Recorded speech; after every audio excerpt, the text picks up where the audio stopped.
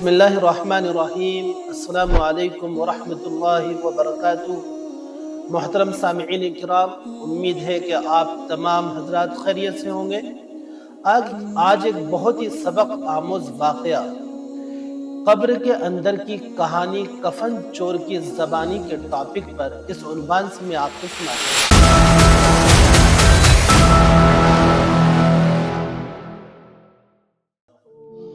علامہ زین الدین ابن رجب رحمۃ اللہ علیہ نے اس واقعے کو اپنی کتاب احوال القبور و احوال اہلہا الی النشور صفحہ نمبر 66 پر اس واقعے کو نقل کیا ہے۔ علامہ ابن رجب رحمۃ اللہ علیہ فرماتے ہیں کہ ایک شخص میرے پاس آیا جو کسی زمانے میں کفن چور رہا کرتا تھا، حالانکہ اس وقت وہ توبہ کر چکا تھا، اپنی زندگی کو صراط مستقیم پر لا چکا تھا، صحیح راستہ اختیار کر لیا تھا، بری عادت سے اس نے توبہ کر لی تھی، سچی پکی توبہ کر کے اپنی زندگی گزار رہا تھا۔ علامہ ابن رجب رحمۃ اللہ علیہ نے اس سے پوچھا کہ بھائی، تو ایک زمانے تک کفن چور رہا ہے، تو یہ بتلا کہ جس وقت تو نے بہت سے مسلمانوں کے کفن چرائے ہوں گے تو ان کے چہروں کو دیکھا ہوگا کہ ان کے چہرے قبر میں کس طرف تھے۔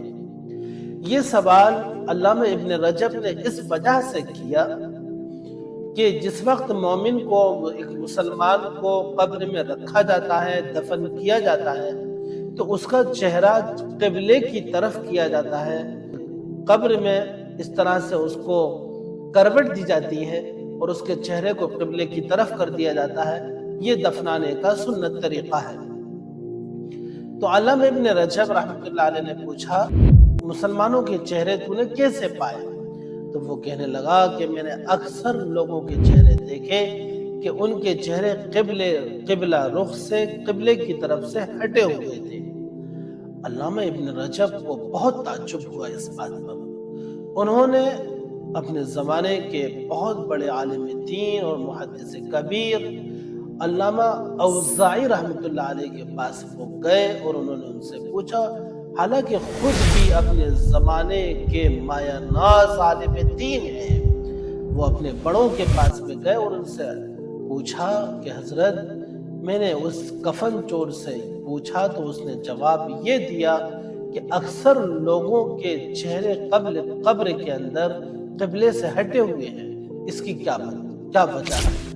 علامہ اوزاعی نے 3 مرتبہ بہت ہی افسوس کے ساتھ میں انا للہ و انا الیہ راجعون پڑھا اور فرمایا کہ اغلب گمان یہ ہے کہ ان کی زندگی سنتوں سے ہٹی ہوئی تھی۔ دوستوں، یہ واقعہ جس وقت میں نے پڑھا تو دوسرے روز میں اپنے اسکول پہنچا، اور وہ دوسرے دن جب بچوں کا جائزہ لیا جاتا ہے، سیٹرڈے کا دن تھا، فرائیڈے گزرا تھا، سیٹرڈے کا دن تھا، بچوں میں ٹیچرز ان کے نیلز، ان کے ناخنوں کو دیکھ رہے تھے۔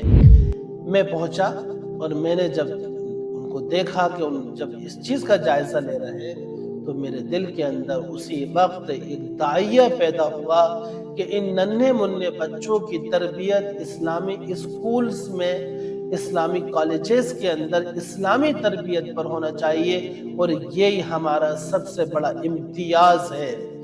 تو میں نے ان بچوں سے پوچھا کہ بچوں بتلائیے، ناخن کاٹنے کا سنت طریقہ کیا ہے؟ معصوم بچے تھے، چھوٹے بچے تھے، کچھ بڑے بھی تھے۔ بڑے بچوں نے اپنے گھروں پر سن رکھا ہوگا، ان کے والدین بتلاتے ہوں گے، تو مجھے تھوڑا سا اطمینان ہوا کہ الحمدللہ اسلامی معاشرے کی اپنی تہذیب، اپنی ثقافت کے ساتھ ساتھ سنتوں کو زندہ کرنے کا بھی جذبہ ہے۔ اگرچہ انہوں نے کچھ کم زیادہ کر کے کسی نے صحیح بتایا، نہیں بتا سکے، تو پھر میں نے بچوں کو ترغیب دی اور ناخن کاٹنے کا بھی سنت طریقہ ان کو بتلایا کہ کس طریقے سے کاٹے جاتے ہیں۔ دوستوں، سنتوں کو زندہ کرنا ایک مومن، ایک مسلمان کی آخرت کی کامیابی تو ہے ہی، دنیاوی زندگی میں بھی کامیابی ہے۔ کیوں؟ اس لیے کہ ایک تہذیب، ایک کلچر، ایک ویسٹرن کلچر ہے، اور ایک اسلامی کلچر ہے۔ اسلامی کلچر اور جو ہمیں ممتاز کرتا ہے، ہمیں الگ کرتا ہے اس گندے معاشرے اور گندے کلچر سے جو لوگوں کا بنایا ہوا ہے، وہ صرف سنت طریقہ ہی ہمیں اس سے الگ کرتا ہے۔ میں آپ سے بسط التماس اور بسط احترام آپ سے گزارش کروں گا کہ اپنے بچوں کی پرورش ان کی ابتدا سے ہی ایسی کیجئے، چاہے وہ اسکول میں پڑھتے ہوں، چاہے وہ کہیں پڑھتے ہوں، ان کو سنت سے محبت ہونا چاہیے تاکہ ہمارے بچے دنیاوی کامیابیوں کے ساتھ ساتھ ہمیشہ کی زندگی میں بھی کامیاب ہو سکیں۔ سنتی ہمیں غیروں سے ممتاز کرتی ہے اور الگ کرتی ہے۔ ہمارے ہر طریقے میں سنت ہونا چاہیے۔ احیاء سنت کا ہر ایک کے پاس علم ہونا چاہیے اور اسی کا وہ اسی علم کو اٹھانے والا ہو۔ اللہ تعالی ہم سب کو عمل کی توفیق عطا فرمائے۔